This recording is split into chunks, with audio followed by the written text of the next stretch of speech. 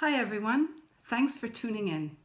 My name is Roseanne Jacks and I'm a lucid dreaming practitioner and facilitator. That means that I lucid dream and I can help you to lucid dream too. In this video, I'm going to explain some of the benefits of lucid dreaming. But before we start, what exactly is a lucid dream?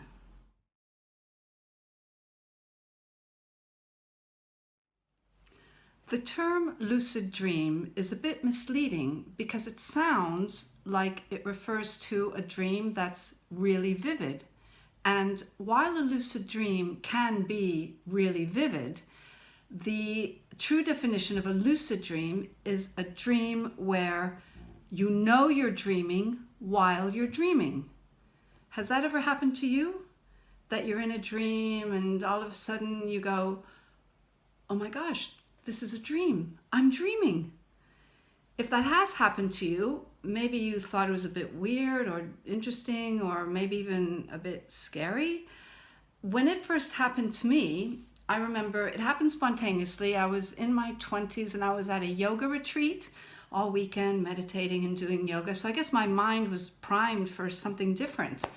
And I woke up after the lucid dream and I thought, oh my gosh, I had heard about lucid dreaming, but I just thought it was a spontaneous phenomenon that just happened when you couldn't control it. And I was really excited, but imagine how excited I was years later when I learned that you could learn to lucid dream. Because lucid dreaming, if you ever had one, you may have started to fly, which in itself is a lot of fun. But lucid dreaming has so many benefits, which we are now going to explore.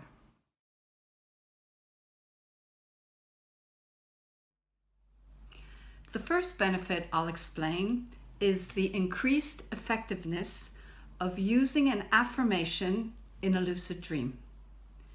An affirmation is a positive phrase that you say again and again and again, the idea being that if you say it many times, it will go into your unconscious mind and plant a seed, and whatever it is you're saying, you'll believe and you'll act on it. For example, let's say you're leading up to a big event like a presentation at work.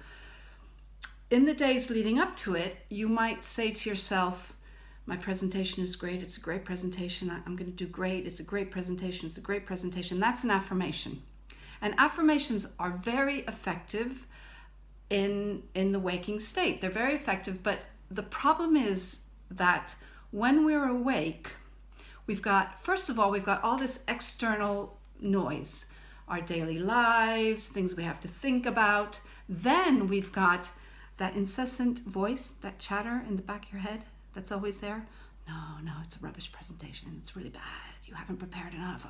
And you've got to get through all that. And it's really hard. You've got to get through all that until the affirmation gets to your unconscious mind. But in a lucid dream, you don't have all that chatter. You don't have all that outside noise. And I think we can all agree that a dream is the manifestation of our unconscious mind. So when we're dreaming, we are within our unconscious mind. We're surrounded by it. So take that together with the fact that there's no chatter, there's no voice saying, oh no, it's bad. You just say the affirmation, it's a great presentation. People are going to be interested in listening to me. It's a great presentation. It'll go straight into your unconscious mind because you're already there. And that's why lucid dreaming is so good for affirmations, so good for any type of new habit you'd like to create, because you're already in your unconscious mind and it doesn't have to travel. It's just there right away and it's quick. It's great.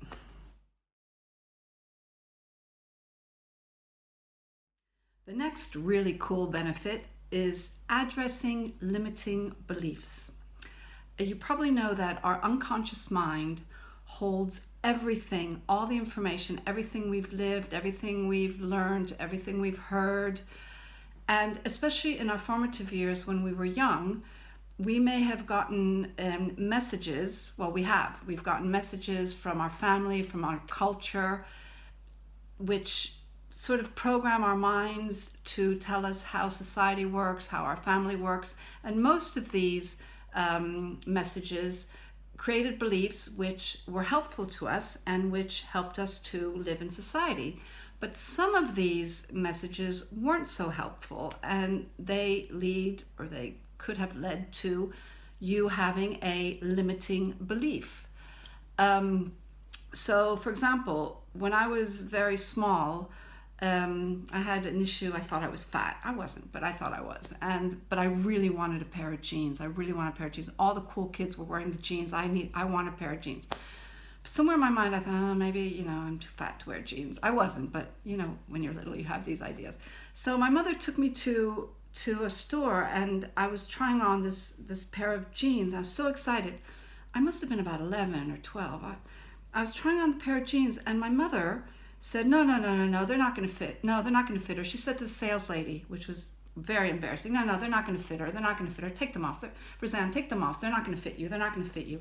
Well, for years, I never went shopping. I never went into a boutique. When I needed to buy something, I would just kind of go into a large department store where nobody knew me, so I could just buy what I needed and rush off. And it wasn't until I realized that I had a limiting belief about going shop. And this is just a silly limiting belief, but anyway, I had a limiting belief about my body image, about buying nice clothes, about going shopping, and that's why I was afraid of going shopping. So that's an example of a limiting belief that can hinder your life.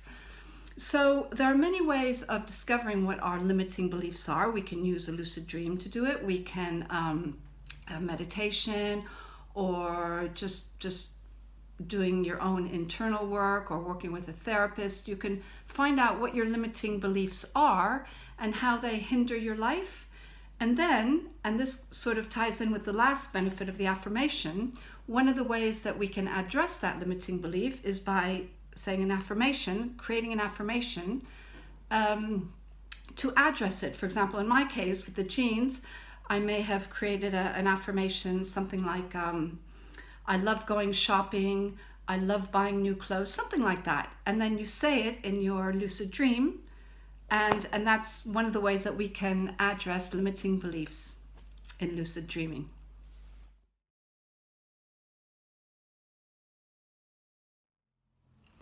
The next benefit I'm going to talk about is enhanced plasticity. Plasticity refers to our brain's ability to adapt and change as we learn something new. Our brain cells, or neurons, are constantly forming connections when we learn something new, especially something repetitive like learning a new language, a musical instrument, learning to knit, learning to drive. The more we carry out an action, the stronger those connections become. And it turns out that our neurons not only form connections, but they're actually always looking to form connections. And the more we repeat something, the stronger the connection becomes. Now, if you couple that with the idea that your brain, and this has been scientifically proven with electrodes and things, your brain doesn't know the difference between really doing something and just thinking about it, because the same parts of the brain fire up when you're just thinking about something as when you're actually doing it. So let's say you're learning to play the piano and you have a very difficult scale that you would like to learn. In your waking life, you just do it as best you can. You do it as best you can, and the more you do it, the more the plasticity, the connections become stronger. But what happens in a lucid dream is that in a lucid dream, as you're dreaming, you can imagine anything. So in your lucid dream, you can do the scale perfectly. And since your brain doesn't know the difference between actually doing something and just imagining it, then the plasticity is enhanced. Your brain is going to form the connection anyway, even though you're just dreaming and thinking about it, because your brain doesn't know the difference between really doing something and just imagining it. So if you're learning a foreign language, or you're learning difficult scales on the piano or on the guitar, you can imagine, in a lucid dream, you can imagine doing it perfectly, and the plasticity will create itself in the same way as if you were really doing it. Another thing you can do in your lucid dream is ask the dream for information and advice to help you plan the course of your life. So, for example, if you're in a job that you don't really like, but you're not sure what you should be doing, in a lucid dream, you can ask, what is my ideal job? What should I really be doing? Should I quit my job and do something else? And your lucid dream will come back with advice and information. You can do this in the waking state, but in the waking state, you've got your friends, you've got your family saying, oh, no, don't quit your job, no, it's a risk. And so you're influenced by all that chatter. Again, we've got the chatter, plus your limiting beliefs, oh no, I really should have a real job, I should stick to this job, financial security. But in a lucid dream, you don't have all that chatter, so your dream will give you the information clearly and free from all of those external limiting beliefs and negative chatter.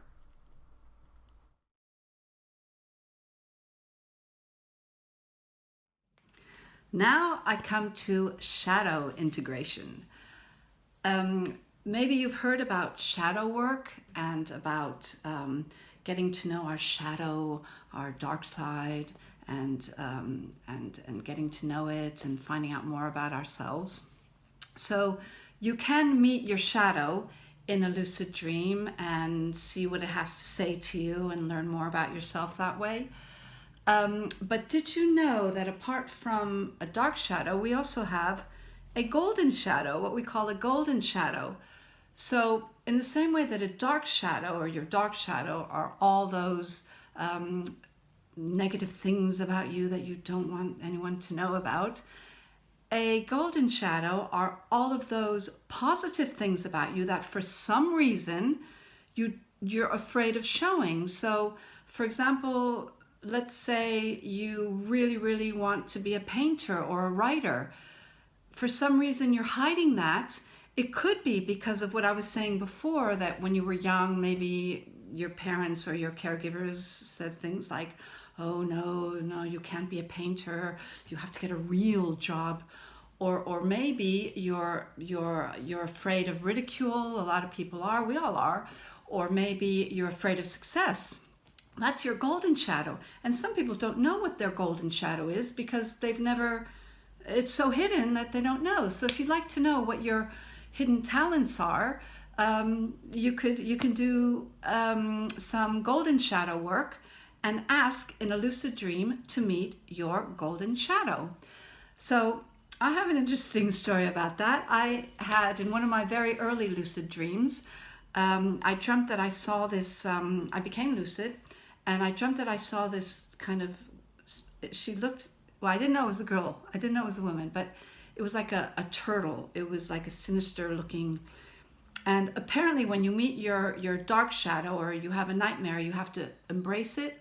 So I saw this thing, I said, oh, I guess I have to embrace it, because that must be my shadow, that must be my. And so I kind of went over to it, and I said, oh, I guess you're my shadow, I guess I have to hug you. And we had this kind of awkward hug. And I said, oh, you're my shadow, right? You're my shadow. Because this thing was like really up. And then that's when I knew it was a woman, because she answered in a female voice, and she said, no, I represent everything that's strong within you. So that's quite an interesting story. So now whenever I'm facing a challenge in my life, I just I call her Turtle Woman. She's, everything's strong within me. So doing shadow work, it's not scary. It's actually very revealing, and it can reveal a lot of surprises, like me and my turtle lady.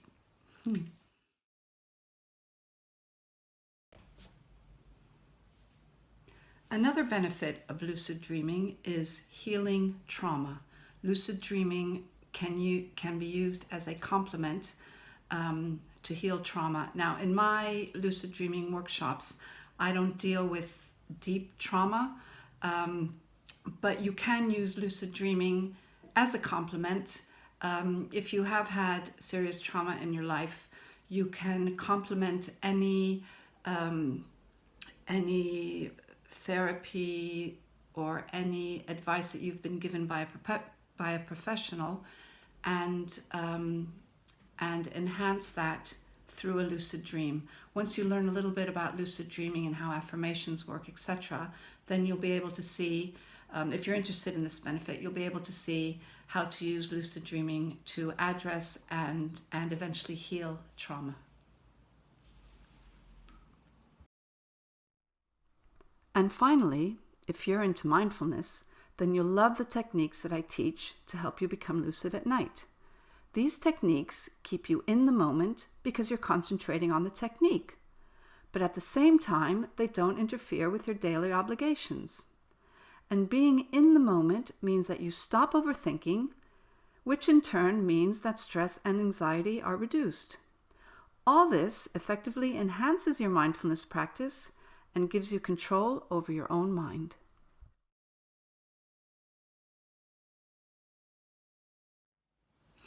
I hope you found that video useful, and I hope you found the benefits interesting. If you'd like to learn more, I do Introduction to Lucid Dreaming workshops at Amber House in Totterdown, Bristol, and I also do them online. If you'd like to learn more, go to my Facebook page, Roseanne Jacks-Lucid Dreaming. All the information is below after this video. And in the meantime, if you have any questions or any comments, drop me a line. I'd love to hear from you, and I really hope to see you at one of my workshops. See you soon.